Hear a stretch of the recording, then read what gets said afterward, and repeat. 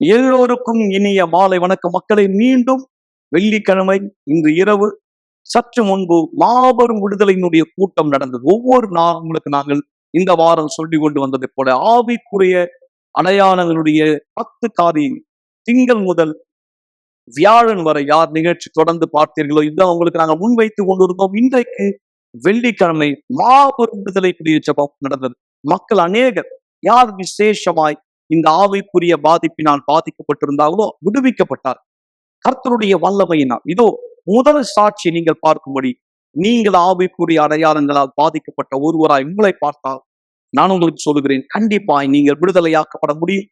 சாட்சியை பாருங்கள், நாம் தொடர்ந்து இணைந்திருக்கலாம். நான் யூனிவர்சல் ஆலயத்துக்கு வரதுக்கு முன்னாடி நொறுக்கப்பட்டிருந்தேன், பாதிப்படைஞ்சிருந்தேன், ரொம்ப கவனச்சிதைவு அடைந்திருந்தேன்.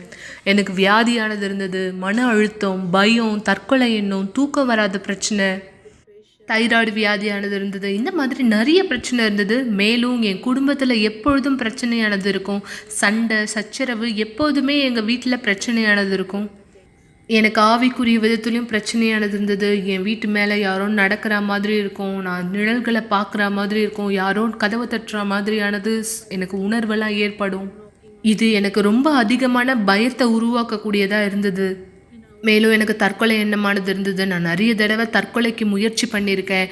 வலி நிவாரணி நான் மருத்துவரிடத்துலேருந்து பெற்றிருக்கேன். அந்த வலி நிவாரணியை சாப்பிட்றது மூலமாக ரத்த வாந்தி எடுத்திருக்கேன். நிறைய தடவை நதி பக்கமாக என்னுடைய பிள்ளைகளை கூட்டிட்டு நான் நதியில் குதிக்கணும்னு சொல்லி போயிருக்கேன். ஆனாலும் எனக்குள்ள ஒரு சத்தம் கேட்கும், நீ மறிக்காமல் உன் பிள்ளைங்க மட்டும் மறிச்சாங்களா என்ன பண்ணுவ? அதனால் எனக்குள்ள ஒரு ஆவிக்குரிய போராட்டம் நடந்துக்கிட்டே இருக்கும்.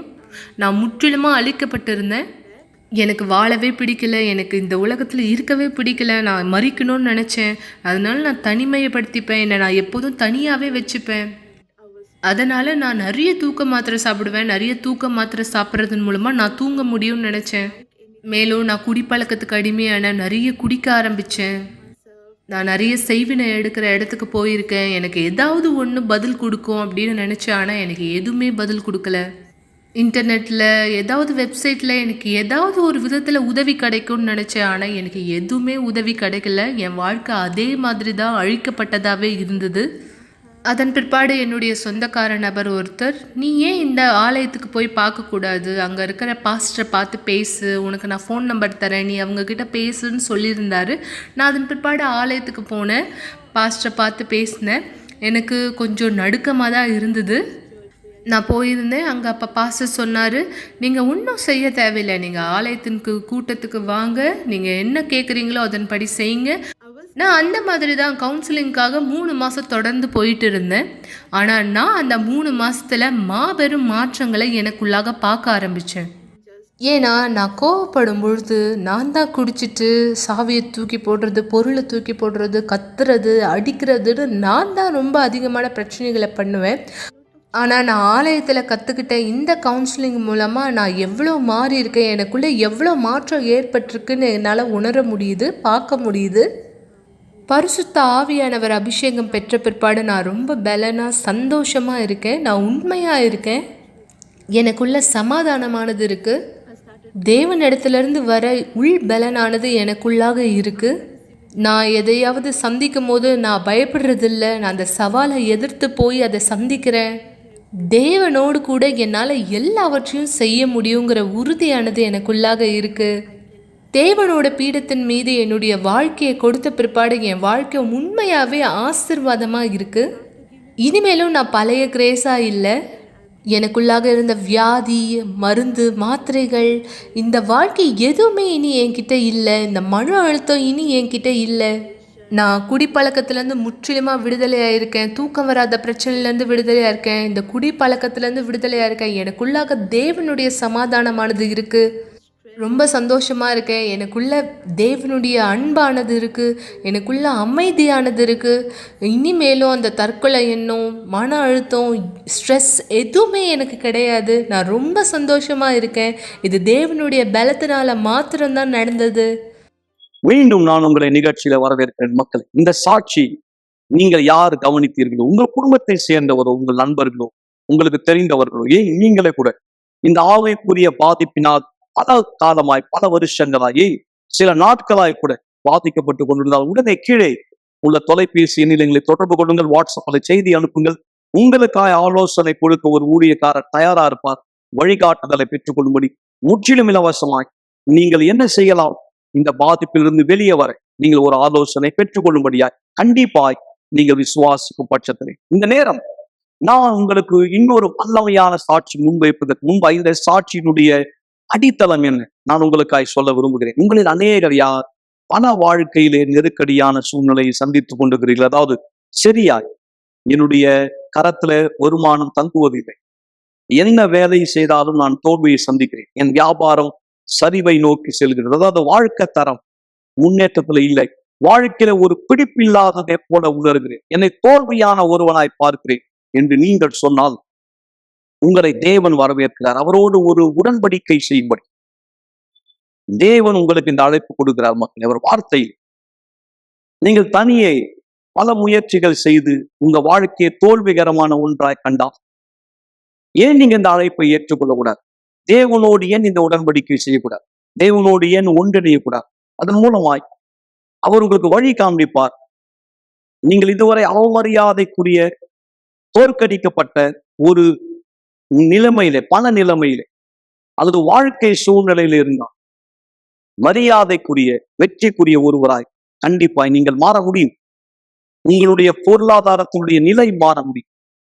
நான் இந்த சாட்சி உங்களுக்கு முன்வைக்க விரும்புகிறேன். நன்றாய் இந்த விளக்கங்களை கூர்ந்து கவனிங்க. நீங்கள் தேவனை கனப்படுத்தும் போது கண்டிப்பாய் கர்த்தர் உங்களை கனப்படுத்துகிறார். அதற்கு ஆதாரம் இந்த சாட்சி. மக்களே,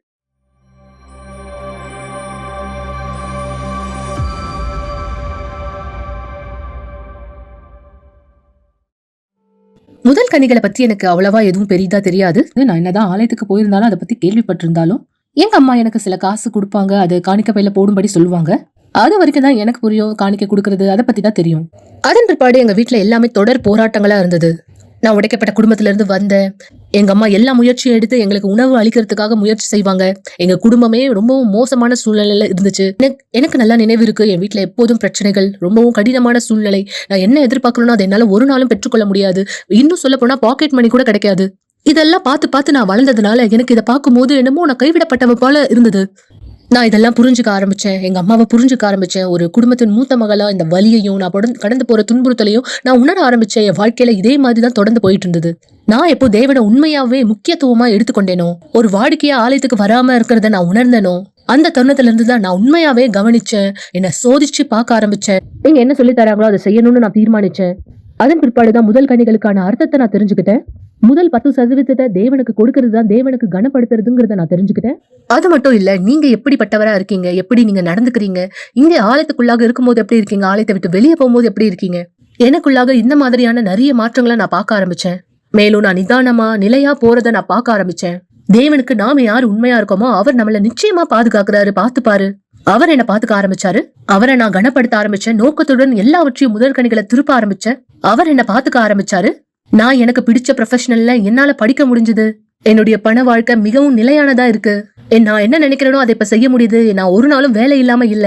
மேலும் நான் தேவனிடத்துல பொருத்தனை செஞ்சிருந்தேன். நீங்க எனக்கு இந்த வேலையை கொடுத்தீங்கன்னா நான் உங்களுக்கு முதற் கனியான 10% செலுத்துவேன்னு சொல்லியிருந்தேன். நான் விரும்பின துறையில நான் விரும்பின வேலையை தேவன் எனக்கு கொடுத்த பிற்பாடு நான் அவருக்கு என்னுடைய முதல் 10% திருப்பினேன்.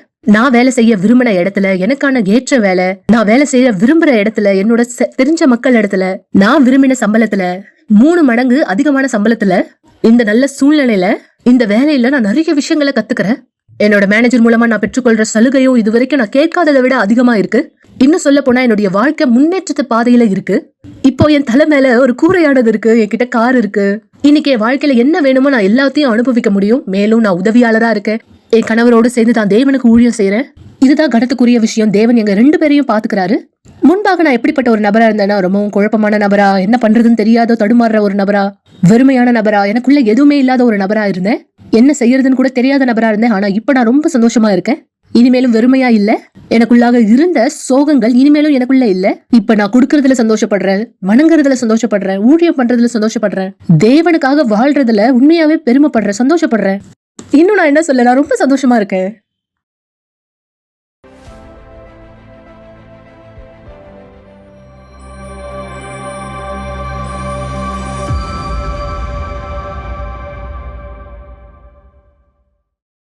மீண்டும் நான் உங்களை நிகழ்ச்சியிலே வரவேற்கிறேன். இந்த நேரம் இந்த சாட்சி கேட்ட நீங்கள் மிக தெளிவாய் புரிந்து கொண்டிருப்பீர்கள். தேவனை ஒருவர் கனப்படுத்தும் போது கண்டிப்பாய் அந்த நபர் தேவனால் கனப்படுத்தப்படுகிறார். இந்த நேரம் ஒரு வீடியோவை தொடர்ந்து ஒரு இளம் பெண்ணுடைய வாழ்க்கை மாற்றத்தின் சாட்சி தான் நீங்கள் பார்க்க போவது. என்னால் மிக உறுதியாய் சொல்ல முடியும். இந்த வீடியோவில் நீங்க என்ன பார்க்க போறீங்களோ மிக சரியாய் நீங்கள் பார்க்க போகிற அந்த சிலை, அந்த உருவ சிலை தான் உங்கள் வாழ்க்கை மக்கள். மிக சரியா நான் சொல்வதை கவனிங்கள். தயவு செய்து கவனம் சிதைவடைய வேண்டாம். வேற எந்த வேலையிலும் கவனத்தை திசை திருப்பாதீங்க. இந்த நிகழ்ச்சி நீங்கள் பார்க்க நேரிட்டிருந்தால் தேவன் உங்களுக்கு வாய்ப்பு கொடுக்கிறார் மக்களே.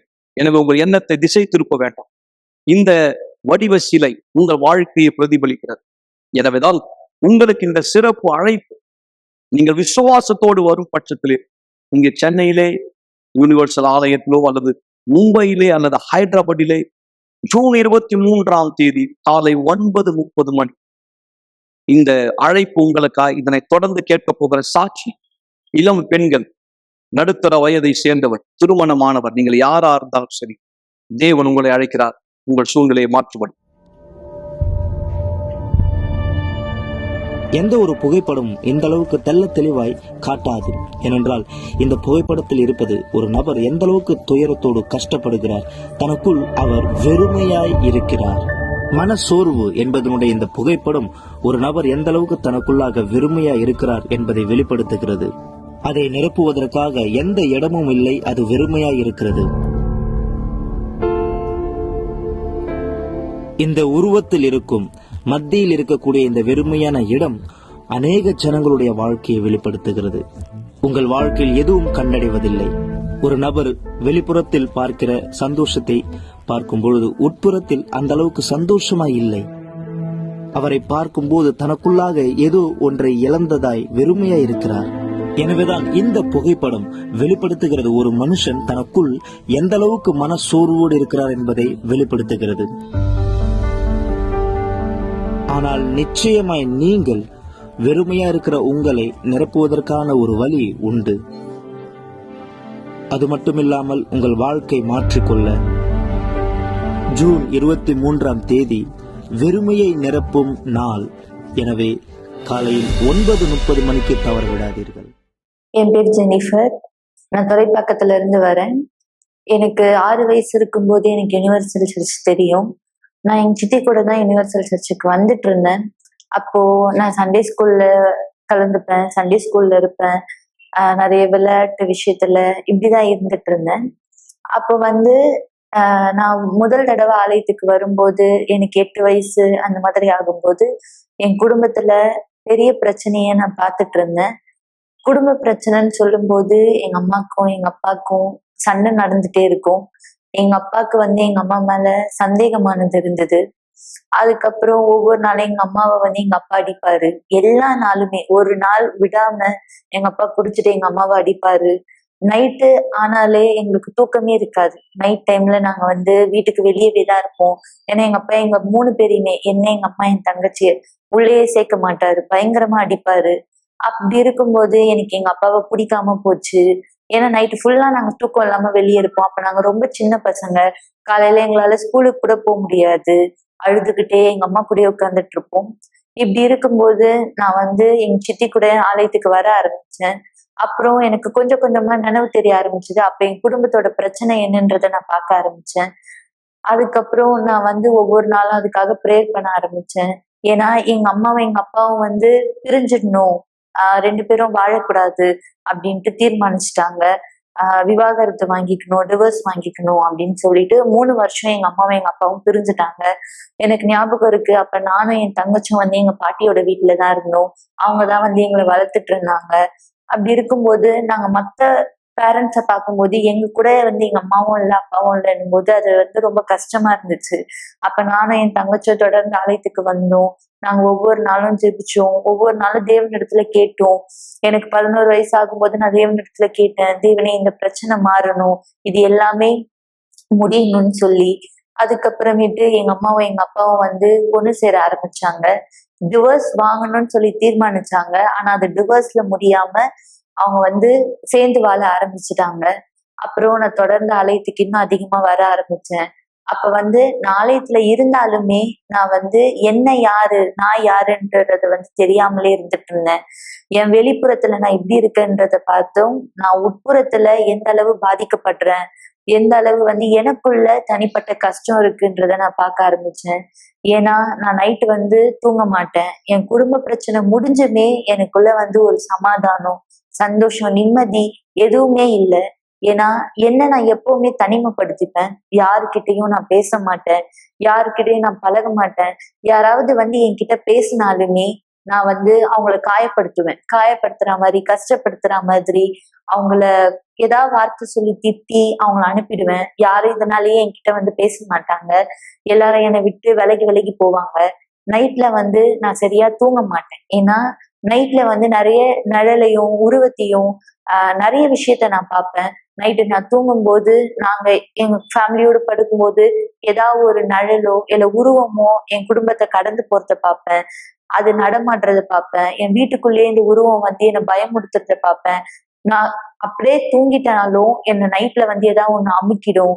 இந்த மாதிரி இந்த பயத்தினாலே வந்து நான் தூங்க மாட்டேன். தூங்காம இருக்கிறதுக்கு என்னெல்லாம் பண்ண முடியுமோ அது எல்லாத்தையும் பண்ணுவேன். நைட்டு நான் இதனாலேயே வந்து அதிகமா போன் யூஸ் பண்ண ஆரம்பிச்சேன்.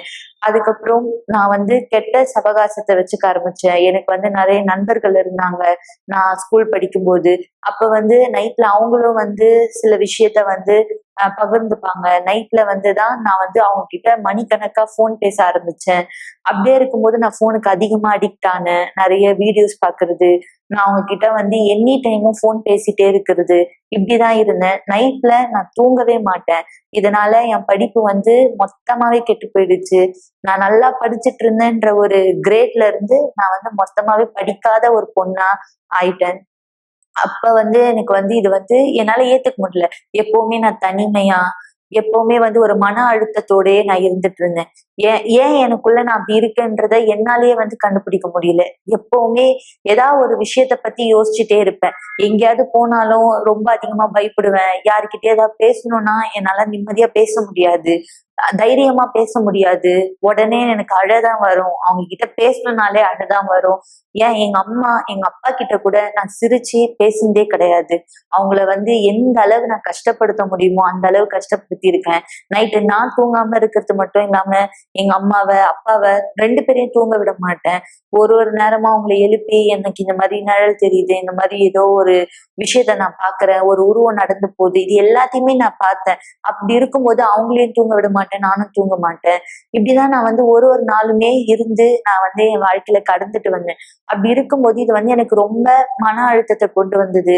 சில நேரத்துல வந்து எங்க அப்பா குடிக்கும் போது கூட நான் யோசிப்பேன், எங்க அப்பா குடிக்கிற அந்த சாராயத்தை நம்மளும் எடுத்து குடிக்கலாம் அப்படின்ட்டு. நான் என் தங்கச்சிக்கிட்டயும் சொல்லுவேன், இதை எடுத்து கொடு நான் குடிக்கிறதுக்காக அப்படின்னு சொல்லி. இப்படிதான் வந்து நான் இருந்தேன். அப்ப வந்து நான் தொடர்ந்து வெள்ளிக்கிழமை, ஞாயிற்றுக்கிழமை ஆலயத்துக்கு வந்துட்டு இருந்தேன். அப்போ வந்து எனக்கு வந்து கத்து கொடுத்தாங்க. நான் வந்து என்னோட உட்புறத்துல இருந்து ஃபர்ஸ்ட் நான் விடுதலையை பார்க்க ஆரம்பிச்சேன். அப்ப வந்து அந்த விடுதலைய என் வாழ்க்கையில நான் பார்த்து நைட்டு நான் நிம்மதியா தூங்குனேன். இனியும் நான் வந்து தனியான ஒரு பெண்ணா அப்படி கிடையாது. நான் தனிமையா இல்ல. நான் வந்து நைட்ல நல்லா தூங்குறேன். இனியும் வந்து உருவத்தையும் நிழலையுமே நான் வந்து பார்க்கல. நான் வந்து சமாதானத்தோட இருக்கேன். யாரெல்லாம் நான் வந்து வெறுத்தனோ, யாரெல்லாம் காயப்படுத்தனோ அவங்க எல்லாரையுமே நான் வந்து அன்பு செய்ய ஆரம்பிச்சேன்.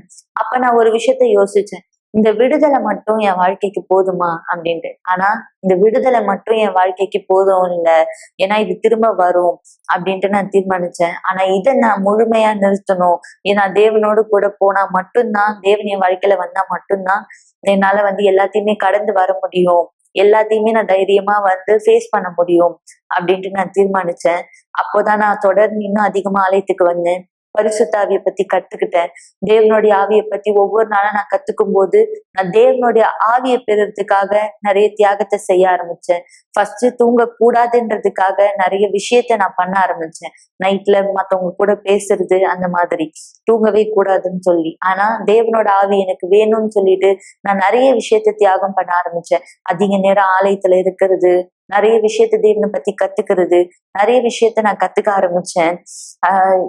இது எந்த ஒரு கெட்ட சவகாசம் எல்லாம் நான் வச்சுட்டு இருந்தனோ, கெட்ட நண்பர்கள் எல்லாம் இருந்தாங்களோ அவங்க எல்லாரையுமே வந்து என் கெட்ட ஃப்ரெண்ட்ஸ் எல்லாரையுமே நான் விட்டு வெளியே வந்துட்டேன். அதுக்கப்புறம் என்னுடைய ஆவிக்குரிய வாழ்க்கையை நான் பார்த்துக்க ஆரம்பிச்சேன். நான் தேவனோட ஆவி எனக்கு வேணும்னு சொல்லி ஒரு ஒரு நாளுமே நான் தியாகம் பண்ண ஆரம்பிச்சேன். அதுக்காக உபவாசம் இருந்தேன். நான் நிறைய விஷயத்த பண்ணேன். அதுக்கப்புறம் தேவனோட ஆவி எனக்குள்ள வந்தாரு. அப்ப பரிசுத்த ஆவியை நான் பெறும்போது தேவனோட மனுஷியா உணர்ந்தேன். எனக்கு எந்த ஒரு பிரச்சனை வந்தாலுமே அதை எதிர்த்து ஃபேஸ் பண்றதுக்கு தைரியமான தெரிஞ்சது. இன்னைக்கு நான், என் தங்கச்சி, எங்க அம்மா, என் குடும்பம் எல்லாருமே இன்னைக்கு சந்தோஷமா இருக்கும். ஏன்னா தேவனோட ஆவி ஒரே விசுவாசத்துல இருக்கும்போது நாங்க எல்லாருமே சந்தோஷமா இருப்போம். நிறைய விஷயத்த எங்களுக்குள்ளேயே நாங்க ஆவிக்குரிய விஷயத்துல பகிர்ந்துக்க முடியுது. இனியும் நான் கெட்ட கனவை பாக்குறது கிடையாது, கெட்ட ஒரு ஃப்ரெண்ட்ஸ் கிடையாது.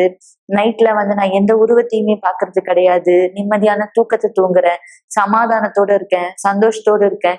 இப்போவும் எனக்கு நிறைய பிரச்சனை வரும், இருந்தாலுமே அந்த பிரச்சனைய எப்படி எல்லாம் நான் சரி செய்யலாம், எப்படி அதை ஓவர் கம் பண்ணி வரலாம் என்ற ஒரு தைரியத்தையும் பலனையும் தேவனோட இருந்து நான் கத்துக்க ஆரம்பிக்கிறேன். சோ தேவனோட ஆவி எனக்குள்ள இருக்கும்போது அந்த பலன் எனக்கு இருக்கு. நான் எல்லாத்தையுமே சால்வ் பண்ணி வர்றதுக்காக இப்போ நான் ஒரு நபரா இருக்கேன். நான் எந்த பிரச்சனைய சந்திச்சுட்டு இருந்தேனோ, இப்போ யாரெல்லாம் என் வயசுல இருக்க பசங்க என்ன மாதிரி எப்படி அவங்க வாழ்க்கையில பிரச்சனைய பார்த்துட்டு வராங்களோ, அவங்க எல்லாருக்குமே இப்ப நான் உதவுற ஒரு நபரா இருக்கேன்.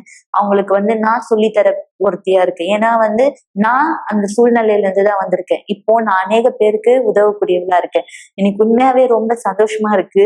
ஏன்னா தேவனோட ஆவிய நான் பெறாம இருந்திருந்தா, தேவனோட வாய்ப்பை நான் கேட்காம இருந்திருந்தா, இன்னைக்கு இந்த இடத்துல நான் இருந்திருக்க மாட்டேன்.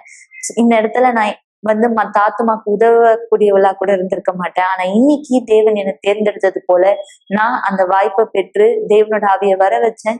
இன்னைக்கு என் குடும்பத்தோடு நான், என் தங்கச்சி, எங்க அம்மா எல்லாருமே ஒரே விசுவாசத்தோடு சந்தோஷத்தோடு முன்னோக்கி போறோம். தேவனோட ஆவியில அதிகமா கத்துக்கிறதுக்காகவும் நாங்க எந்த ஒரு ஆசீர்வாதத்தை பெற்றோமோ அதை மத்தவங்களுக்கு கொடுக்கறதுக்காக இன்னைக்கு என் குடும்பத்துல சந்தோஷமா இருக்காங்க என்னை பார்க்கும்போது. ஏன்னா நான் ஒரு புதிய ஜெனிஃபரா இன்னைக்கு இருக்கேன். அதை பார்க்கும்போது உண்மையாவே சந்தோஷப்படுறாங்க. இன்னைக்கு நான் என்னுடைய ஸ்டடீஸ் முடிச்சு, 12th முடிச்சு, காலேஜ் லைஃப் முடிச்சு, இப்போ நான் ஒரு யூத்தா என் லைஃப்னா என்ன, வாழ்க்கைனா என்னன்றதை நான் பார்த்து பிரச்சனை வந்தாலுமே அதை நான் முடிச்சு ஓவர் கம் பண்ணி வரக்கூடிய ஒரு நபரா இருக்கேன். இன்னைக்கு அந்த பலன் எனக்குள்ள இருக்கு. எல்லாத்தையுமே நான் ஃபேஸ் பண்ணி வரக்கூடிய பலன் எனக்கு இருக்கு. இன்னைக்கு உண்மையாவே ரொம்ப சந்தோஷமா இருக்கேன். ஏன்னா தேவனோட ஆவி எனக்கு இருக்கிறதுனால. இந்த நேரம் நான் நிகழ்ச்சியினுடைய இறுதிக்கு வந்திருக்கிறோம். மக்களே, சற்று நேரத்திலே நான் உங்களை வரவேற்கிறேன். நீங்கள் உங்கள் டம்ளர் தண்ணீர் ஆயத்தப்படுத்தியிருந்தால் ஒரு பாட்டிலே என்னோட ஜபத்துல இணையோடு எங்க இருந்தாலும் சரி, கவலைப்பட வேண்டாம்.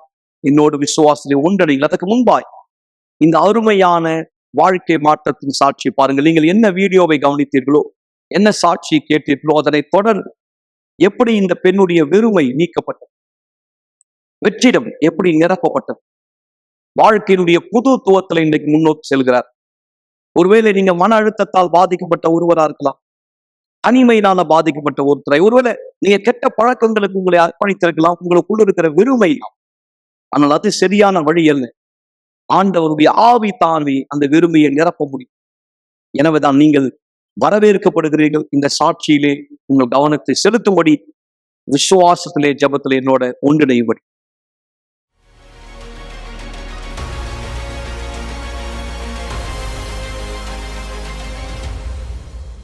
நல்ல பிரச்சனை, மன அழுத்தமானது இருந்தது எங்கள் அம்மா இறந்ததுக்கு அப்புறம்.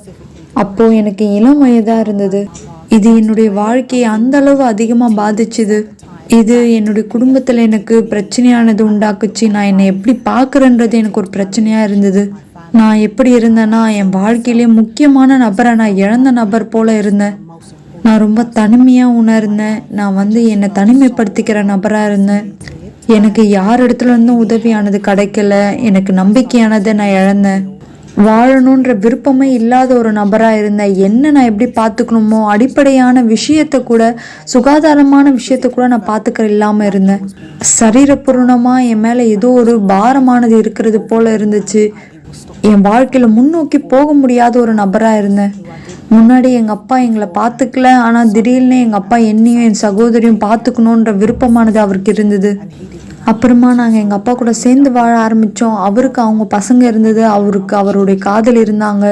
அவங்களுடைய குடும்பமானது ரொம்ப ரொம்ப வன்முறையான குடும்பமாக இருந்தது. அவங்களுடைய குடும்பம் என்னை ரொம்ப அதிகமாக பாதிச்சுது.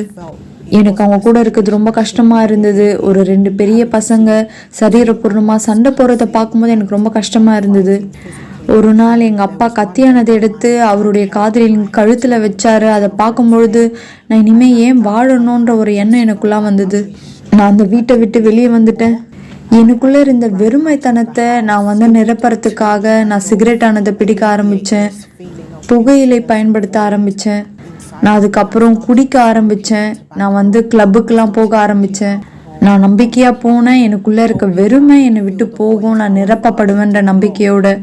நான் அந்த தருணத்தை நினச்சி பார்க்கும்பொழுது கிளப்பில் இருந்து எங்கள் வீட்டுக்கு போய் நான் படுக்கைக்கு போகும் வரை எனக்குள்ளே இருக்க அந்த வெறுமையை நான் எப்படி அதை தவிக்கிறேன்றது எண்ணத்தை யோசிக்கும்பொழுது எனக்கு ரொம்ப கஷ்டமாக இருக்கும். அந்த வெறுமைத்தனம் நான் என்ன விஷயம் முயற்சி பண்ணாலும் அது நிரப்பப்பட முடியல. என் வாழ்க்கை எப்படி இருந்ததுன்னா, ஒவ்வொரு நாள் நான் எழுந்துக்கும் பொழுதும் நான் ஏன் வாழ்கிறேன்ற ஒரு பாரமானது எனக்குள்ளா இருந்தது. ஒவ்வொரு நாளும் என் எண்ணமானது ஏன் நீ உயிரோட இருக்க, இறந்துருன்ற எண்ணத்தோடு நான் இருந்தேன். என் வாழ்க்கையில் முன்னோக்கி போகிறதுக்கு எதுவுமே இல்லை. நான் அந்த மாதிரி இருக்கக்கூடாதுன்னு நினச்சா கூட என்னோட சூழ்நிலை எனக்கு ரொம்ப பாரமாகவும் கஷ்டமாகவும் இருந்தது. எப்போ நான் யூனிவர்சல் ஆலயத்துக்கு வந்தனோ அப்போ எனக்கு ஒரு நம்பிக்கையானது கிடச்சிது. ஏன்னா நான் ஆலயத்துக்கு வரும்பொழுது ஒரு பதற்றத்தோடு நம்பிக்கை இல்லாமல் வந்தேன். எப்போ நான் ஆலயத்துக்கு வந்தனோ அப்போ கூட்டத்தில் போதகர் ஒரு பாசிட்டிவான வார்த்தை கொடுக்கும்பொழுது என் வாழ்க்கை மாறும், தேவன் அதை தான் விரும்புகிறார், என் வாழ்க்கை மாறும் நான் கேட்கும் பொழுது எனக்குள்ள நம்பிக்கையானது வந்தது. அது எனக்கு புதுசாக இருந்தது நான் கேள்விப்படும் பொழுது. ஏன்னா நான் ஒரு கிறிஸ்டியன் குடும்பத்திலேருந்து வரல.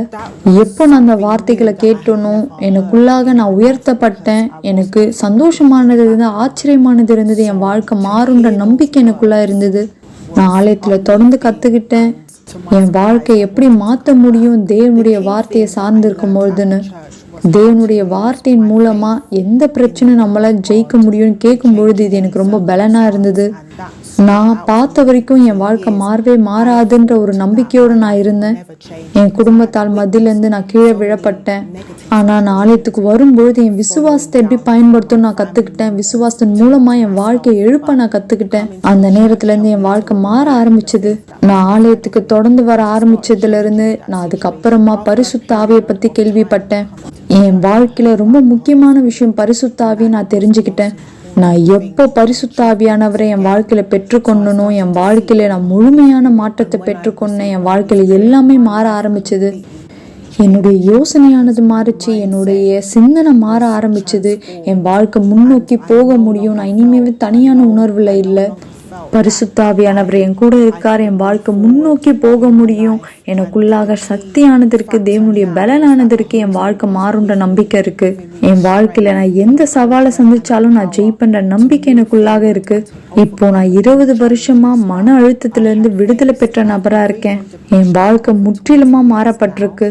இனிமேவும் எதிர்மறையான எண்ணமோ எந்த அசுத்தமும் என் வாழ்க்கையை கட்டுப்படுத்துறது இல்லை. எந்த அசுத்தமும் என்ன நான் தற்கொலை செய்யும்படியா இனிமே சொல்றது இல்லை. இனிமேவும் எனக்குள்ள சோகம் தனிமையான உணர்வு இல்லை. என் குடும்பத்துடன் இன்னைக்கு எனக்கு நல்ல உறவு இருக்கு. எனக்குள்ளாக இருந்த அந்த தாழ்வு மனப்பான்மை இனிமேவும் இல்லை. ஏன்னா பரிசுத்த ஆவியானவர் என் வாழ்க்கைக்குள்ளாக வேலை செய்தார்.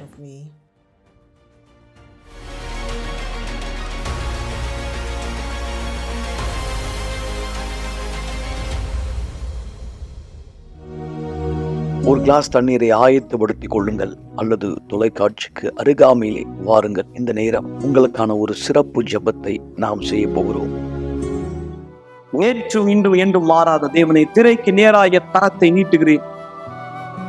இந்த நேரத்திலே யாரெல்லாம் என்னோடு விசுவாசத்திலே ஜெபத்திலே ஒன்றிணைகிறார்களோ கரத்திலே பிடித்திருக்கிற தண்ணீரை நான் ஆசீர்வதிக்கிறேன்.